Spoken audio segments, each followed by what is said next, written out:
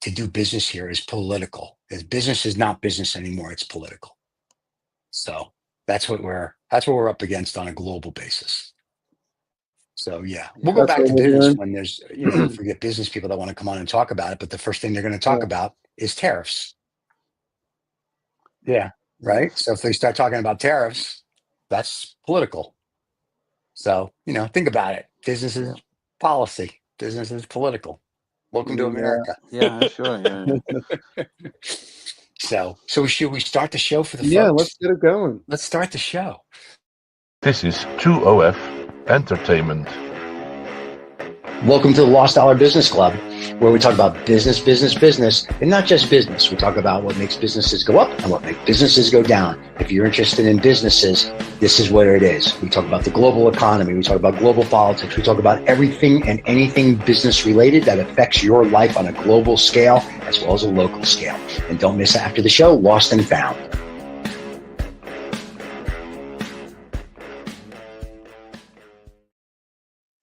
Here he is, kids. We are back. Good, bad, or indifferent, I'm not sure.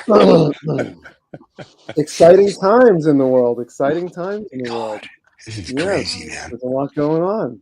I'm telling you, I've been on the phone all morning on conference calls, and people around the globe are like, "What the?" I'm like, I don't tell you, this is very bad. Like deals are like people are very leery about doing a deal. Everything right now is kind of on hold.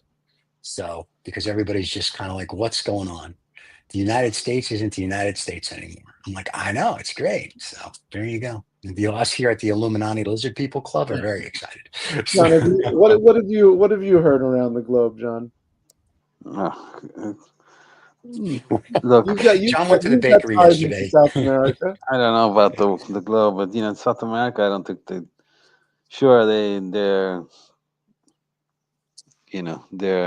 they're looking at what's going on, but I don't think they're panicking like the Europeans, Because nobody cares about South America. I hate to tell you that. Like most Americans don't even know there's a South American, and most of them don't even know the countries in South America or what they do. The only reason they remember the Panama Canal is because we want to throw the Hong Kong guy out and put BlackRock in now, who's going to make a deal for $30 billion. That's it. Yeah, I thought they're doing that, right? Aren't they doing that? My understanding, that's what they're going to do. BlackRock said, "Mr. President, don't worry, we'll suck your. We'll help America out and do this deal." So that's what they're doing. They're doing a deal. In charge. Yeah. Listen, the Hong Kong guy. It's BlackRock. Yeah, BlackRock did it. I think the Hong Kong guy bought it for like $7 billion or whatever. He's getting 30. So if I'm him, I'm like, please take it. Yeah. It's like I don't need it. So and also this week in China, Xi Jinping there, the panda, they're very tight. He has all the business leaders except from America apparently there, and they're talking about basically F you to America. Like they have Mercedes, they have all these major companies, and they're talking about how China will do trade with your country and your company and not screw you like America. So if Trump's idea was to screw America, we've already screwed you. It's stolen all your technology. Don't say anything like that. That's terrible. So now, it's true, but terrible. Now we'll sell you what you used to own. Wonderful. Right. So, but I mean, it's very interesting. So everybody's ganging up on us. So we're the bad guys. So pretty soon we're going to speak Russian. So get yourself going on that. And then there you go. And then Vance is in Greenland, and apparently that didn't go over. Denmark, that didn't go over well. His rhetoric. So he's gone from Trump's a Nazi like Hitler to Trump. So it's great. We live in a great world. Can't wait. Can't wait to talk about the Fourth Estate and journalism and the Signal thing. And it's going to be a great show. Yeah, well, the Signal deal was an interesting one. How did that guy get invited to the chat?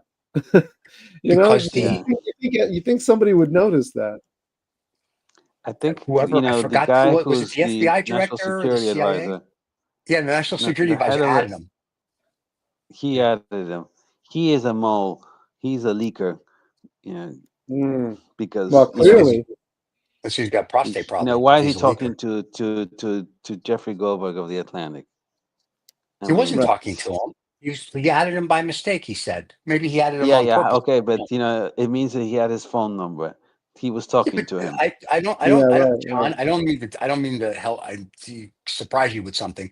Most politicians have journalist phone numbers in their phone because they do give them sources and leaks because they want things out there. That's how the world works. I don't know what world you're coming from, but in the real world, that's what happens. The fact that he added him to a classified thing, that's a different story. And the fact that they were using Signal while someone was in Russia is also an issue because Signal is secure, but not that secure. And they do have military channels and texting that they can use that are more secure, more encrypted.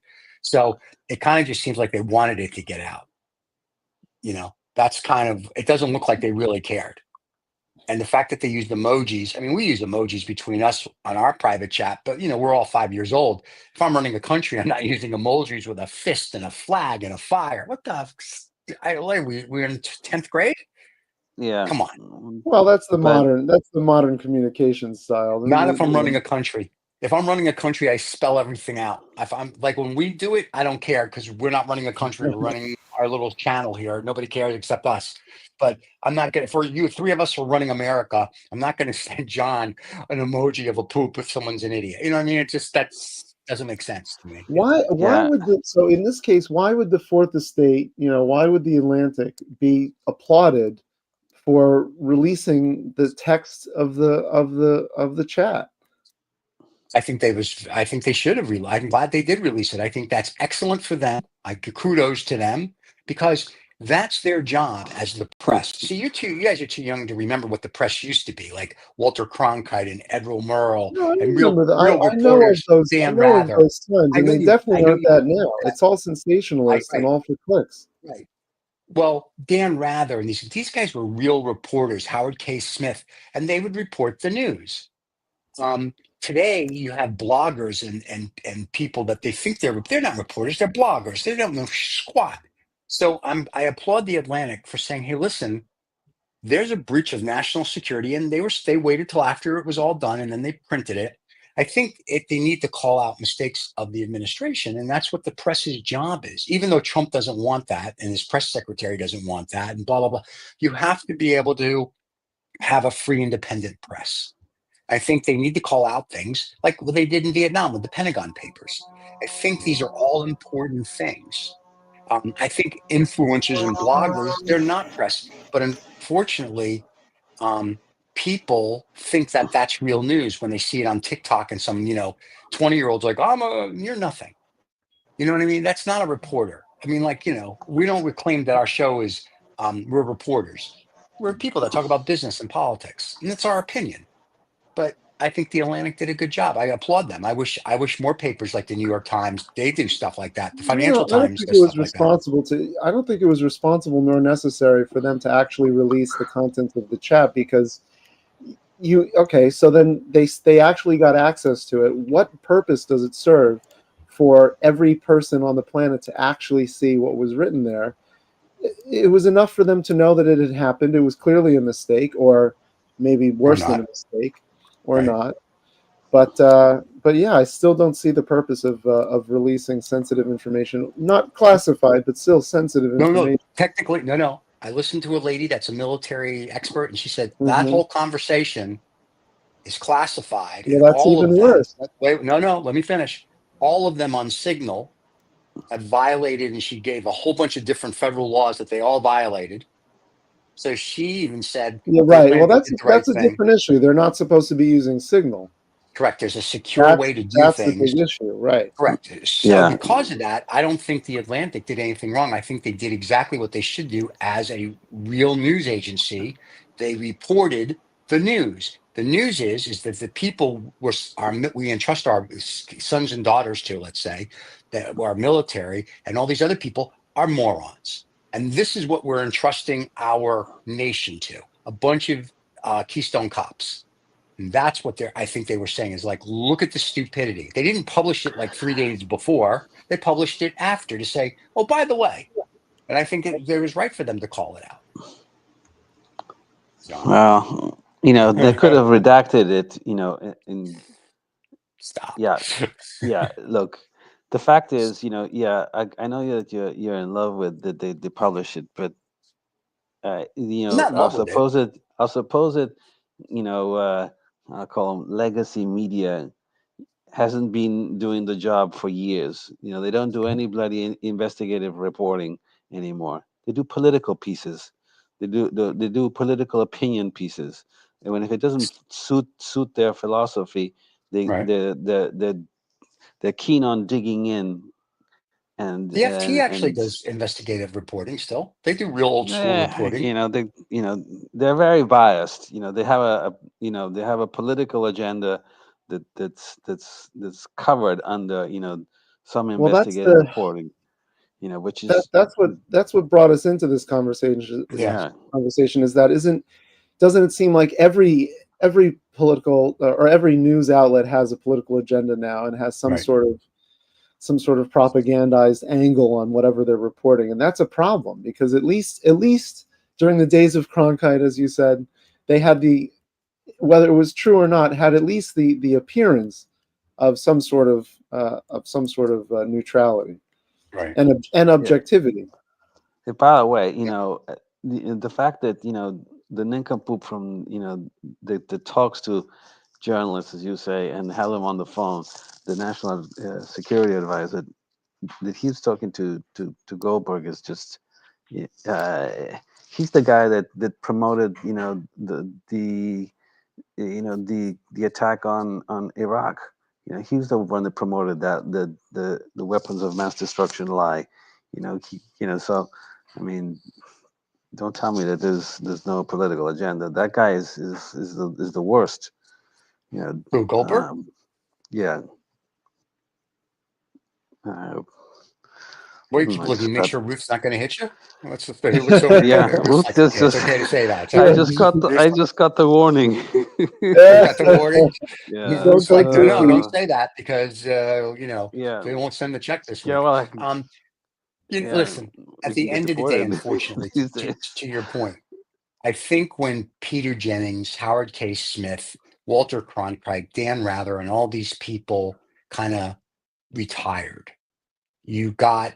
Well, Dan Rather had that scandal, but you know, because he was wrong. Yeah, that's okay. He also asked President Nixon if he was running for president, which I thought was pretty cool in '72. You guys are too young to remember that. I watched it. Did not know that.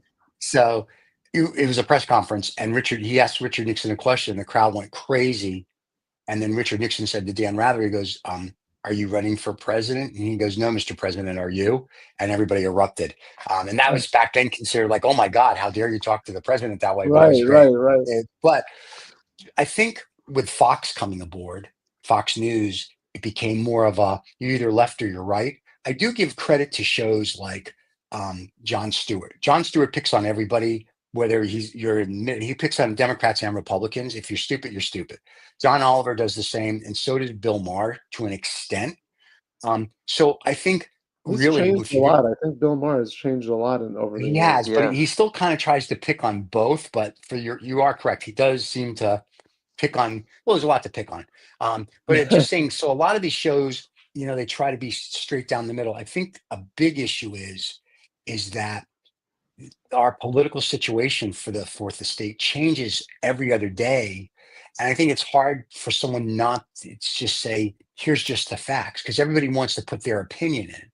So I think that's very hard, to John's point, where they don't do investigating reporting. If they do, they slant. Well, they slant the way of the writer. I don't think people just go, it's A, B, C, D. Here it is. This is a pen. It's black. It does this. I'm done. It's a lot harder.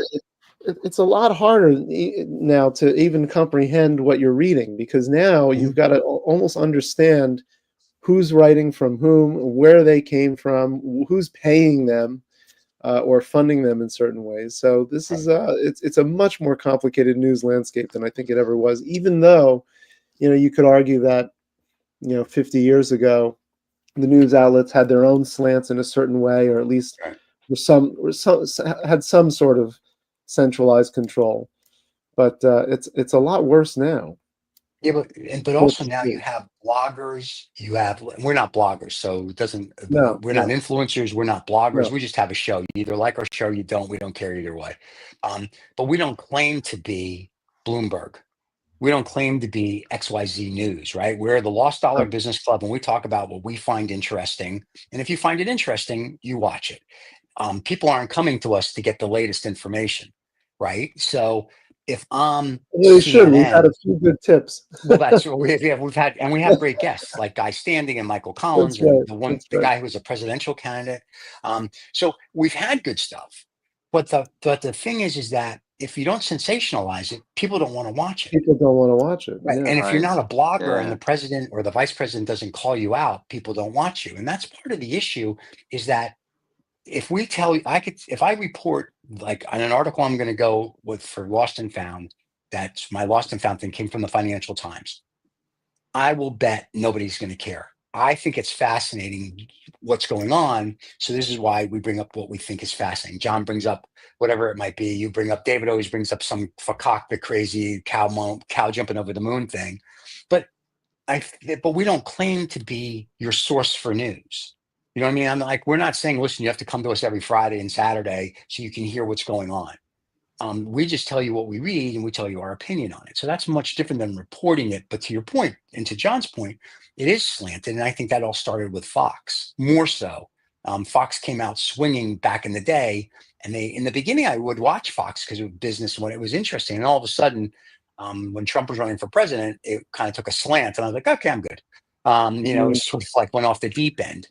So it's like every news channel and newspaper and magazine seems to be more propaganda for whoever they like. I think it started with cable when cable became sort of mainstream, and then we had 24-hour news. CNN. The need to fill in the air with something became, you had to, you ran out of news, so you had to start talking about something, and so the talking became opinion, and then we started gathering experts, and we know that they're not experts, they're just people with opinions. Right. Yeah, people with opinions, so I think that's where it started, just having to fill in CNN. time. Yeah, CNN was that. Yeah, right. Yeah, But CNN. let me ask you this: do we think it was better? And I already know what I think, but do we think it was better than before we had like 24-hour cable news and Bloomberg? Where you got your news, like the news came on at like 7 o'clock at night. Then you got your news for the day. The rest of it was you read the newspaper, you did whatever. In our technology age today, where between your phone, your laptop, your iPad, your this, your that, blah, blah, blah, blah, blah, the news is just boom, like in your face 24/7 if you want it to be. I just feel like we haven't figured out how to handle all of this information in a way that's reasonable and civil and brings unity together, because the reality is you're talking about a time past where at least people could have some sort of common ground, even if that common ground was slanted in a way that maybe nobody noticed, or slanted in a way that only the few publications could slant. Now everything's slanted in every which way. How do you handle that kind of news landscape? That I think is the problem, is that we don't know how to handle it. Well, no, because you read something today, from somebody that you trust, or you think they have an unbiased or a fairly neutral stance.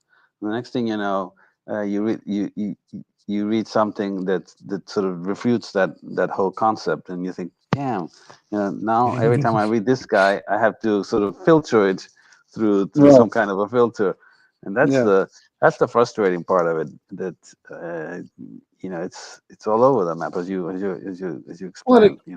And I've noticed it in people that I've talked with. It creates almost an apathy and a distance from wanting to even know about what's going on, which is even worse, because then you have people who are just totally uninformed and not participating, and which causes its own problems. But I mean, I think this information overload is worse than just an overload. It's just slanted in so many different directions. It's not even able to comprehend what's so-called real truth. I mean, even when you go to first sources, and go to actual quotes, which I tend to do, because people will repeat sound bites instead of repeating the actual, and not having watched the actual first source of what they said. you've got to you've got to do that. But even when you do that, not everybody's even participating at that level. And that's a lot of work too. And that's a lot of work. Yeah, it's not like you can just go to a page, see the news, read it, and sort of move on. Now it just sucks your time that you gotta. Well, YouTube will show you more of the sound bites than the actual source material. Correct. So you'll see more of the pundits and with their clip of it, and to see the actual source material, you've got to go to something like C-SPAN, or go to or dig to find somebody posting the full speech or the full quote. That's so because the population doesn't have the brain power anymore to go past 30 seconds, right? So we're a population. We talked about this with Michael Collins. We're a population of idiots, right? We go 30 seconds and we're like, all right, I'm done. I know everything. Congratulations. But that's why, like when we talk about reading in the morning, I read like 40 different newspapers because I want to understand.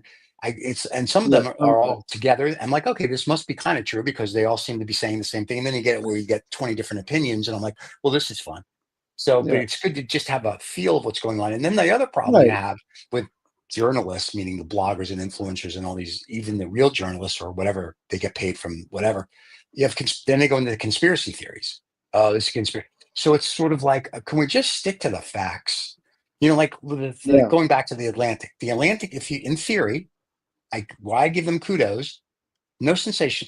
Here's the facts. We were included in a chain. Here's the text message. Okay. Or here's the chain of whatever, right? So at the end of the day, there's no sensational, there's no nothing. It was not slanted. It was like, boom.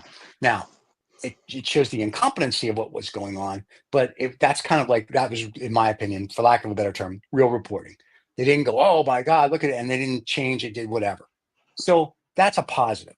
The negative is, 800 other things to that. And I think, a lot of the news organizations are kind of like, trust me when I tell you, if it was CNN or any of the rest of them, they would have jumped and done the same thing. But then they would have had. Oh no, I'm not saying that anybody would have done anything different. I'm just saying, could the Atlantic be prosecuted for some sort of revealing of secrets in some way? Right after you prosecute the idiots that were using Signal, according to the military expert that was on a show, I think it was on Bloomberg or one of the other shows that I watched. She literally went through what that violates in national security law.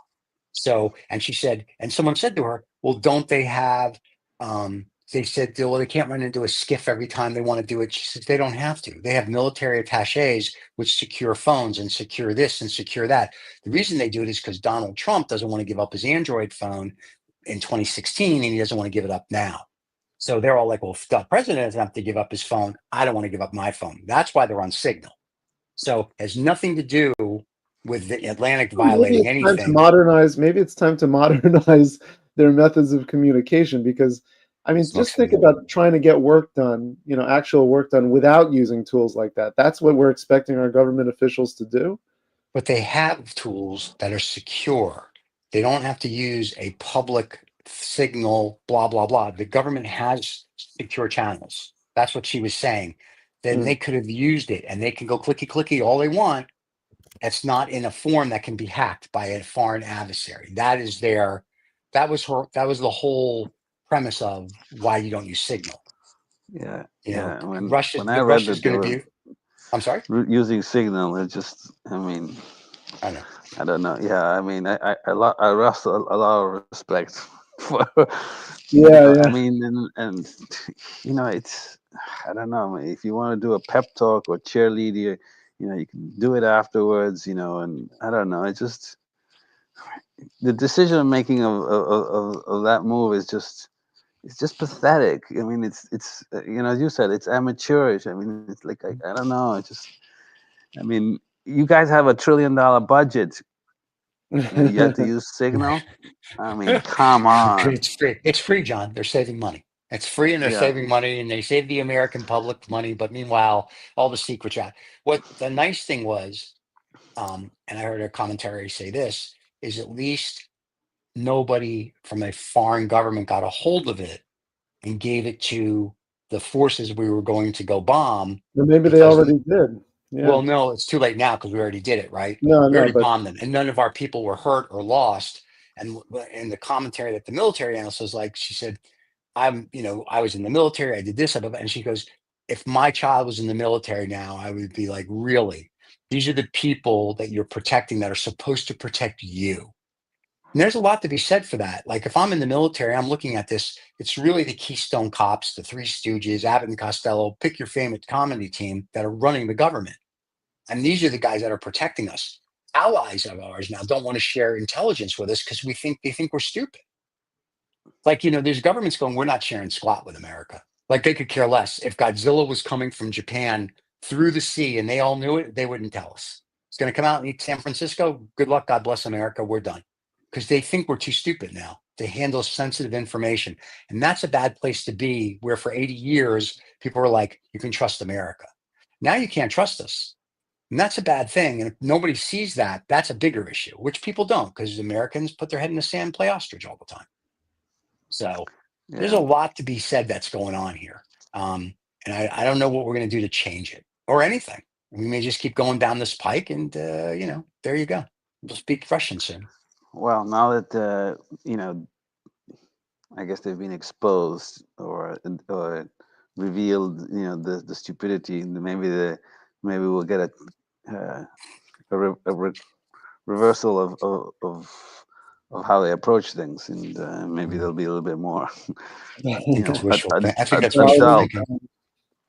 Are they going to use officially sanctioned channels now? I hope so. Yeah, I got money that says they don't. I bet you in the next 12 months, we're going to see this come out again. And this time it'll be the New York Times or the Financial. They'll put another journalist by mistake or on purpose. And they're going to be like, oops, sorry. I mean, isn't there a rumor that that Signal is already hacked anyway? That platform is insecure. Right. That's what, and the one of the guys or person, I forgot who it was in Russia when they were using Signal doing this. So just let's assume it's never been hacked and you're in Russia.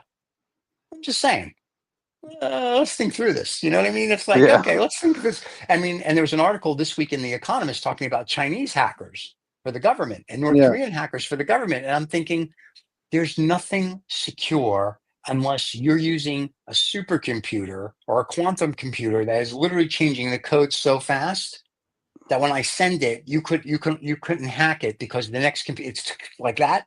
We don't have that. I'm sure the NSA has that, but for the Signal, it does not do that. Yeah. So it's nice that it's encrypted and it's this and it's that, and people feel secure. Blah blah blah blah blah.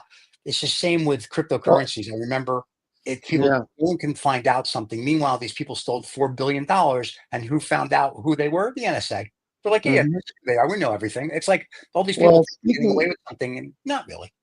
Speaking of the NSA, they warned of vulnerabilities in the Signal app a month before this leak happened.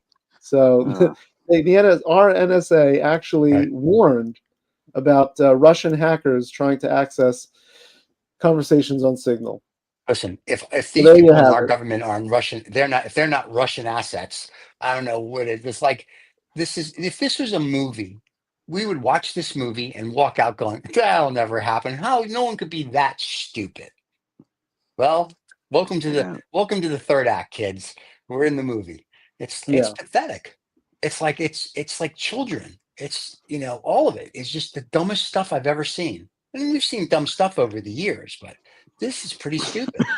It's like nobody has confidence in our government. They don't, and now if the dollar falls, that's really going to hurt.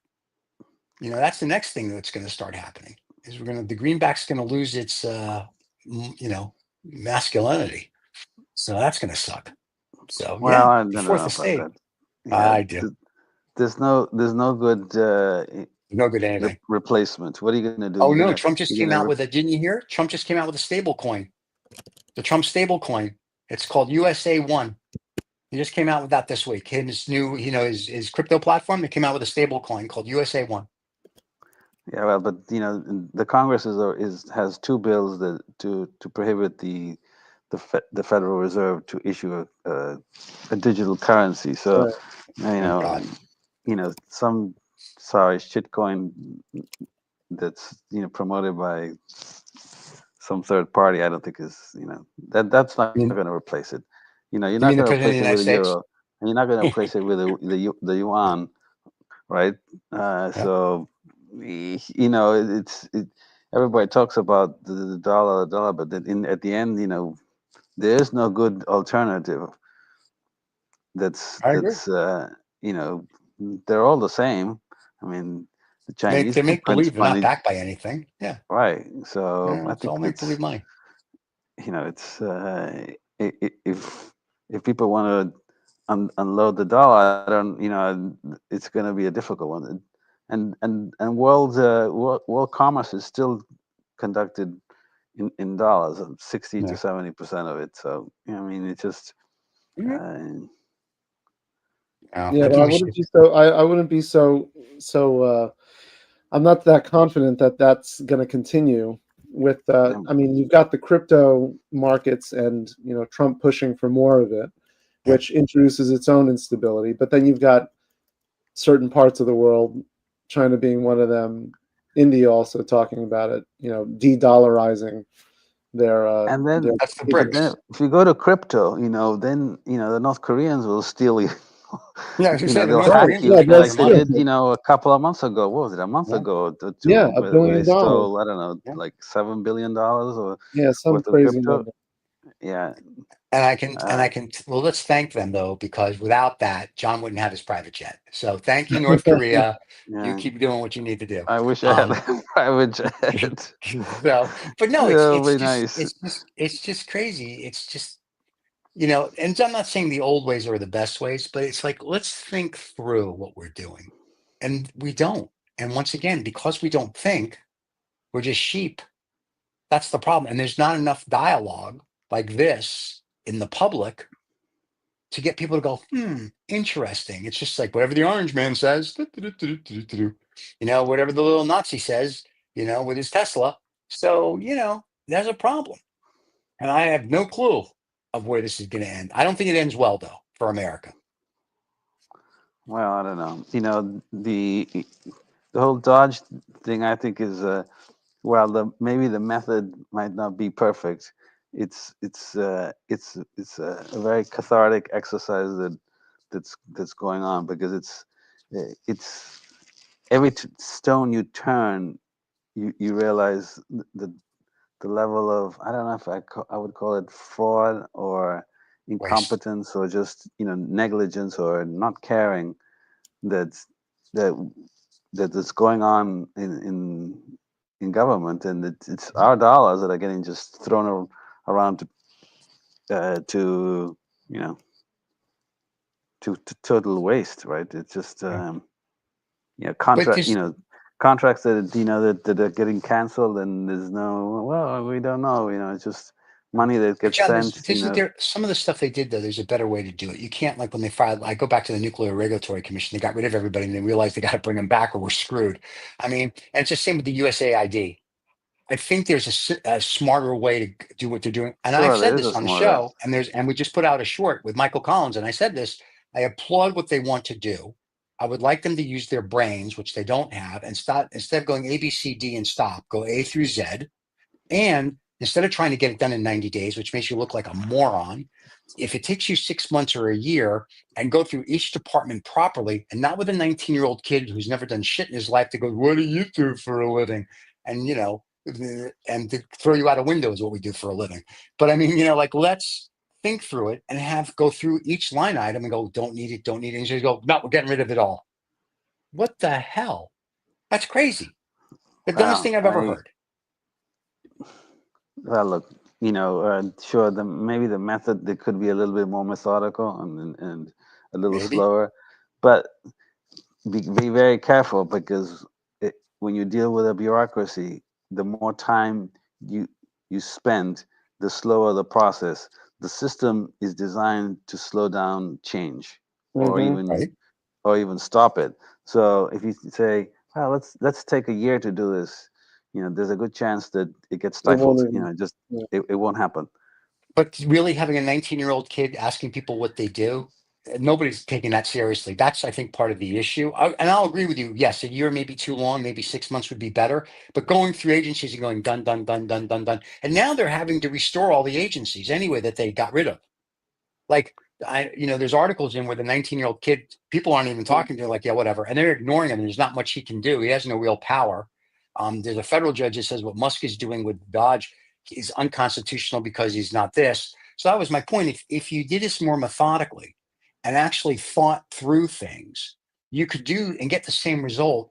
And you can still listen, even if it takes a year, you can't really slow it down. You know what your goal is. But if you're like, this month we're going to work with the Department of Education, or this 2 weeks, whatever it is, and you go through it, great. You can go through it next. And this way your cabinet members who are there that you put into all these different departments can say to you, hey, you know what I've noticed? Now, they're probably not smart enough to do that, which is fine. But they can go through the budgets as well and go, why do we need this? Why? Like, they should be there. So when you go in and go, okay, where's the waste? They should be able to go, listen, all this is bullshit. Like, you need to get rid of it. Done. And then you don't have to go start there is a rehiring joint, people. Effort going on. I don't think there's anything going on now. It's just Musk 19-year-olds. thinking this is Twitter. And he's just firing everybody at a whim, going, I'm going to fire everybody. I'm waiting for him to fire the military. That's the next thing. Yeah, we don't need all these people. We don't need all these ships and planes and rockets and stuff. That's crazy. I mean, that's kind of what there's no forethought. Listen, I'm all for it. I think we should cut our stuff. We should be getting the deficit down. But I think you have to through it methodically, not stupid to make headline.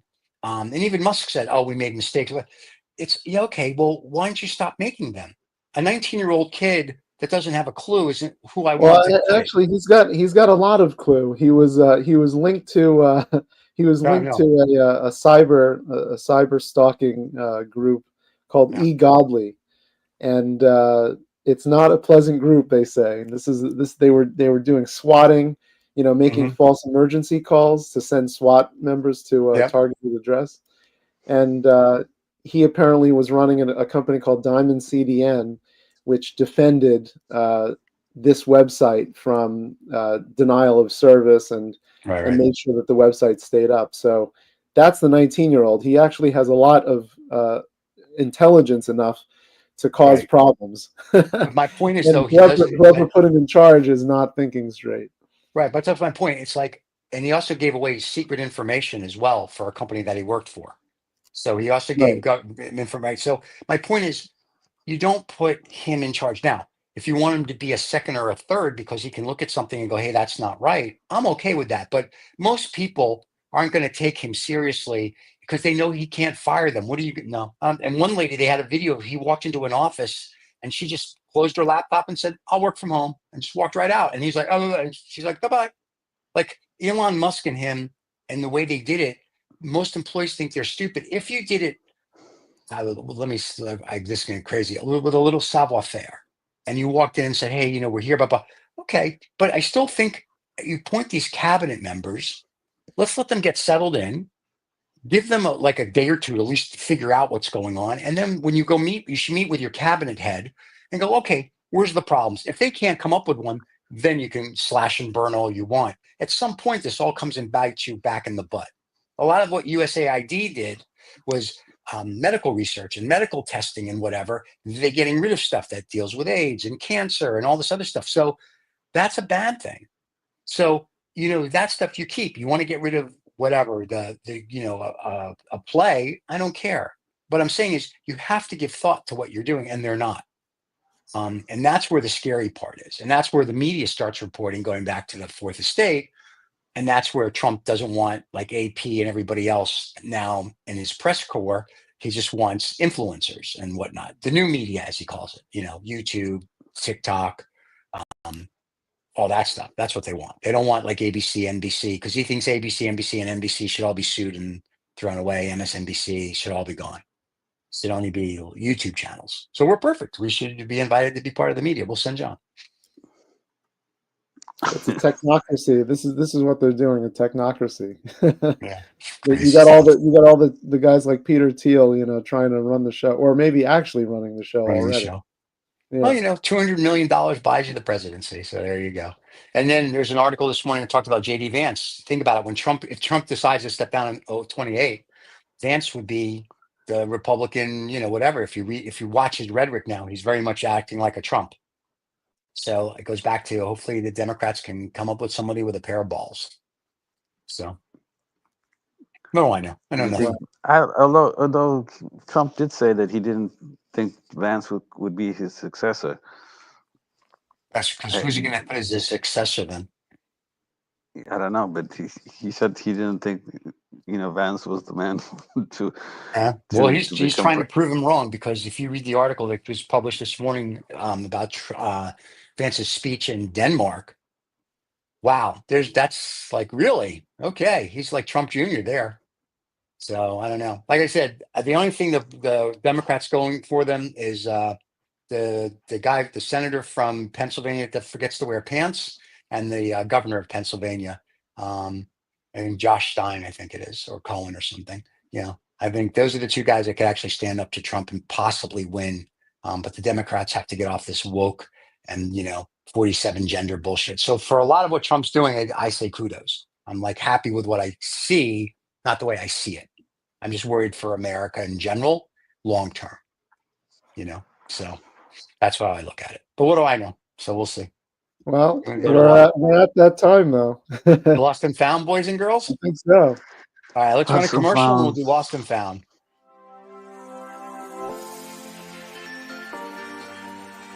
Get the freedom and the flexibility of remote work in the lucrative tech industry. Bend your life around the world. Bandicoot is the premier course and community for thriving in a remote tech career. Join the revolution today. Bandicoot.com, official partner of the Lost Dollar Business Club.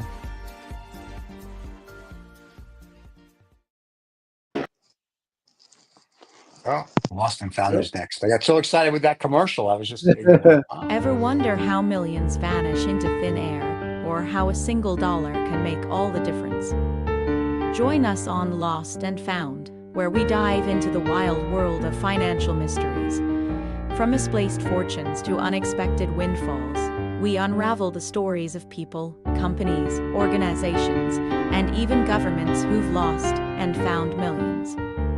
Lost and Found, because every dollar has a story. We should have David replace all these graphics with like Trump and Musk, the 19-year-old. Like we should really. That would be pretty funny. Let's not. John's like, no, because Ruth will yell at him. All right, we're sorry. We won't do that then. Tell Ruth we won't do that, John. We're good. All right. So, okay. All right, now John can come back next week and play. John, let's go with you because yours is always. So I'm sorry.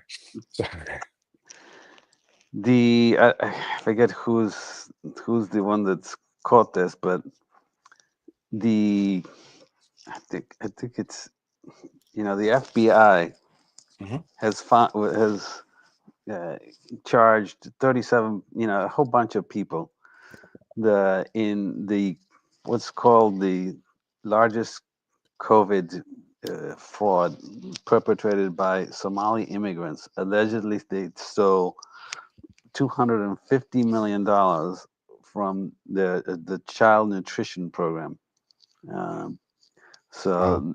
Between March 2020 and January 2022, they allegedly stole funds that were meant to feed children, funneled through a nonprofit called the Feeding Our Future. This is in Minnesota by Somali immigrants, allegedly. Allegedly, okay. But 37 people have already pleaded guilty, and 7 have been convicted, and so the rest of them are waiting trial. So it looks like there was a lot of monkey business there. So that's crazy. 250 million. But kudos to them for coming up with an ingenious idea of how to make money. No, just kidding. So that's great. So there you go. I mean, maybe we have a system that needs reform. How can you have these types of theft? Yeah, how does that even happen? Right. Yeah, no oversight. Yeah, that's the point, though. Oversight. You can do oversight. You just have to go and check. But I mean, I don't know. I'm assuming some of them will be working for the Trump administration in no time. So there you go. But that's pathetic. But there's hundreds of stories like that. Most of them being 250 million. I know there's a story a couple months back. Somebody got scammed $1 million, a couple 100,000, blah blah blah. But yeah, that's a big one. That's crazy. Fake nonprofits, fraudulent, reports, it's all, it's just a huge amount of different little things that they did to perpetrate it. But, just, they claimed, something like 4 million meals and, I mean, it's crazy. They Wait, didn't, how'd they get caught? Did somebody like go say, show me a kid? And they were like, do we have no kid? I think there was a whistleblower. Yeah. So without the whistleblower, these 37 people would have walked away with 250 million. Yeah. Wow, that's crazy. Yeah, and they only recovered about 60 million so far. Yeah, you're not going to get the other 190. That's already gone. That's dispersed. That's that went to North Korea. It's for John's luxury jet. properties in Turkey and Kenya. I mean, it's just that's crazy. So all right. Well, at least it wasn't the North Koreans, John.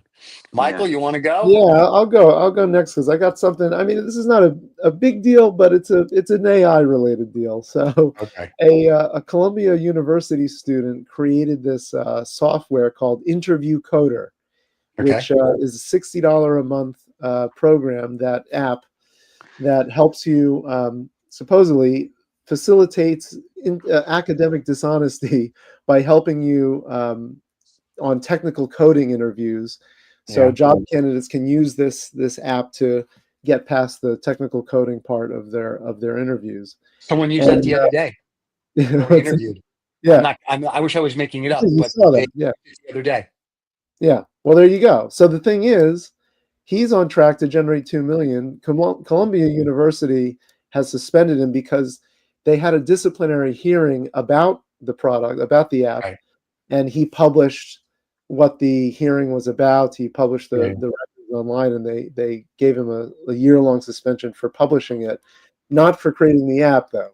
So the app's okay. Dishonesty is good. You can't publish disciplinary here. Yeah, we had somebody the other day.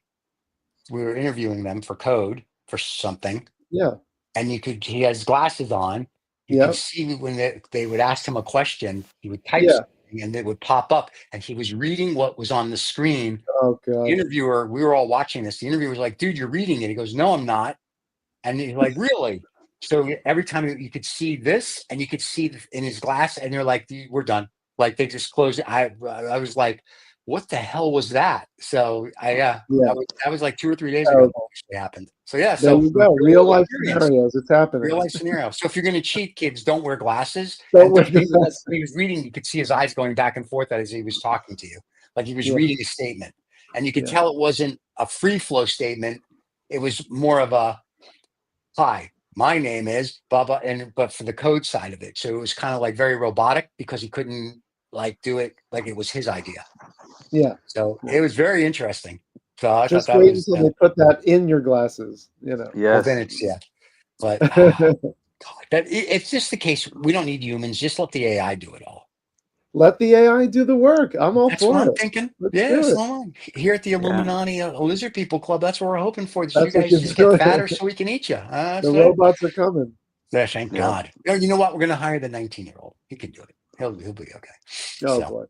Okay. So here's the one that was here's the one in the Financial Times this morning. Do you guys remember Nikolai Trevor? Yes. Milton. Nikolai Trevor Milton, for you guys that don't, was the founder of the electric hydro-powered truck-making company that was accused of lying to his shareholders and stakeholders, and he was sentenced to 3 years in prison. As of last night, he was pardoned by Mr. Donald Trump. That's what he's claiming. No. Huh? That's what he's claiming. But I've been reading that it's the fact checking in, I forget if it was in X or something, said, we don't quite believe that because there's nothing out there that says the DOJ. I know. Yeah. He's a bit of he's saying that he was granted a full and unconditional pardon. So the article says he was granted a full pardon. And to John's thing, he said on X, this is not just a pardon, it's about every American who has been railroaded by the government. No wonder, blah, blah, blah. And then it continues to say, and I'm glad John brought it up, talks about his fraud and how much he took people for. And then it keeps saying, nothing has been posted on Donald Trump's saying he pardoned him. Nothing's been posted by the DOJ. Nothing's been posted by anybody. But according to the Financial Times and this gentleman, I think they're just reporting what he's saying, kind of like, here you go. He says he was pardoned by Donald Trump. So we'll see, I guess, by Monday if he really was or not. Yeah, it'll be interesting. Yeah, so it's but nobody can confirm it. Yeah, so, they pushed the truck down a hill to show that it was working. That. It was classic. That was awesome. That was great. Yeah. So talking about fraud. So yeah, but I don't somehow he doesn't seem, and I could be totally wrong, that he'd be on Donnie's radar. Yeah, no, it doesn't seem. Well, I don't think so. He was convicted for lying, so it wouldn't be out of character. That's true. Yeah. Well, maybe Donnie would like that. Maybe you know what he's going to be? He'll be the head of the Department of Transportation. I like it. I could see that now. I don't know. It'll be interesting. But anyway, I thought that was interesting. That was the article in the Financial Times this morning.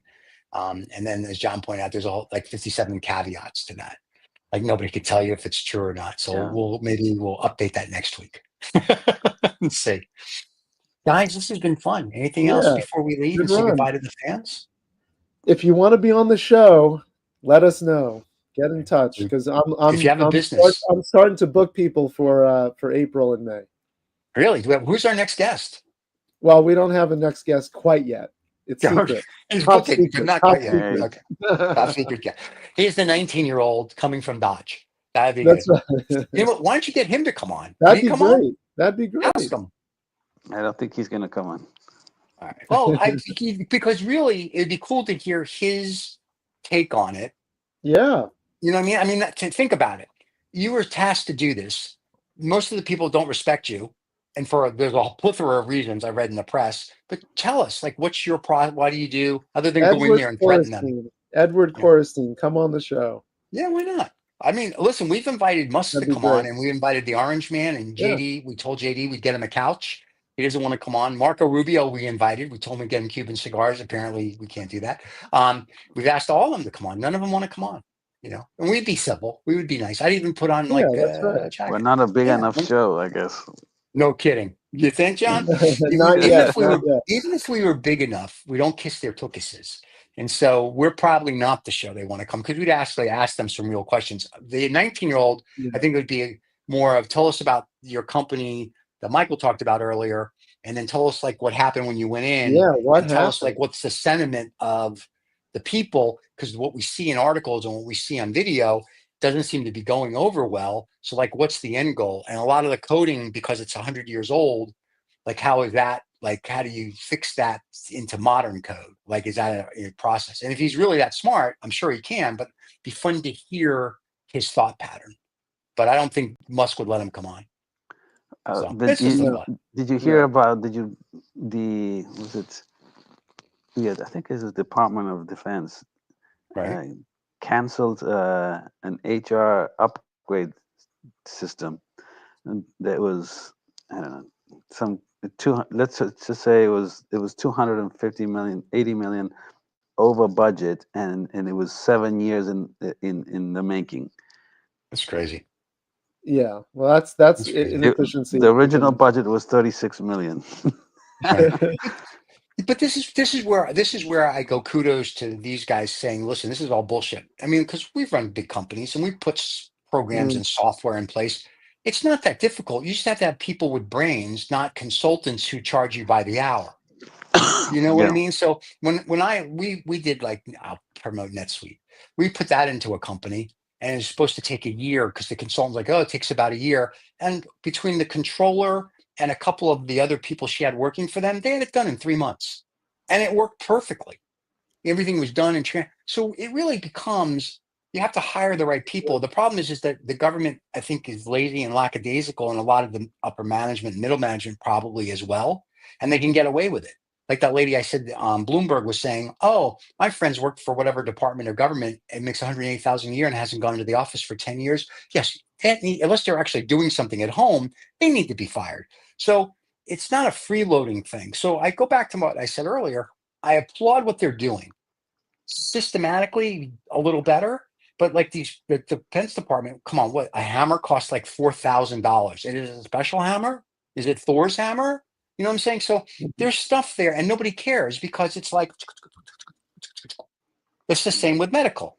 You want to stop medical fraud? Go after the medical companies, but you can't because they write checks to the politicians. So you got to go to the root of the problem, not so much the whatever. So I applaud what they're doing. I just want it, I think, done better, if that makes any sense, and not look like stupid. And don't piss off our allies. You know, because I need my maple syrup. No, I'm just kidding. So, so we'll see. Other than that, that's it. Everybody, thanks for watching live. If you didn't watch live and you're watching it on Saturday, have a great Saturday.